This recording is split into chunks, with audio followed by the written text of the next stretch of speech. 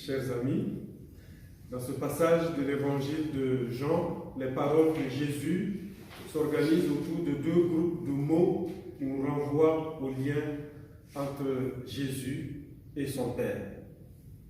D'une part, Jésus affirme, et le texte dit même qu'il s'écria, « Celui qui croit en moi, ce n'est pas en moi qu'il croit, mais en celui qui m'a envoyé. » Et de l'autre côté, il s'écria, « Celui qui me voit, voit celui qui m'a envoyé. » Nous voilà donc au cœur d'une dynamique du croire et du voir. Croire en Jésus, c'est croire en Dieu, son Père. Voir Jésus, c'est voir Dieu, le Père. Au fond, ce que l'Évangile appelle le cri de Jésus synthétise la raison pour laquelle il a été envoyé dans le monde, sauver les hommes. Non pas en son propre nom, mais au nom de Dieu son Père, selon les paroles même de Jésus.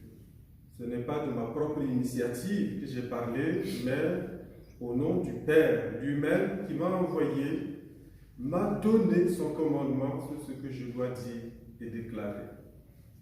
Ce commandement, on le sait, et on l'entendra dans les jours qui viennent, dans les textes liturgiques.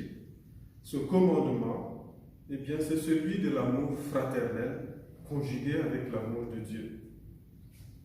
Chers amis, l'importance de l'œuvre du Père et de son envoyé mérite une réponse personnelle de celui qui écoute. Et ceux qui écoutent ce matin, c'est bien nous. C'est vous et moi. Et cette réponse est celle de s'engager dans le croire, dans le voir et dans le croire. C'est la réponse de la foi. C'est cette foi qui, grâce d'ailleurs à Jésus lui-même qui nous accompagne, c'est cette foi qui nous donne la lumière pour ne pas demeurer dans les ténèbres. Au contraire, celui qui rejette tous les dons et manifestations venant de Dieu et qui ne garde pas ses paroles, le texte qui le dit, aura un juge pour le condamner. Et vous l'avez bien noté, ce juge-là, c'est la parole de Dieu elle-même. Au final, et c'est sans doute cela le message essentiel de ce jour, accepter Jésus, c'est croire, voir, écouter le Père, c'est ne pas demeurer dans les ténèbres. Moi qui suis la lumière, je suis venu dans le monde pour que celui qui croit en moi ne demeure pas dans les ténèbres.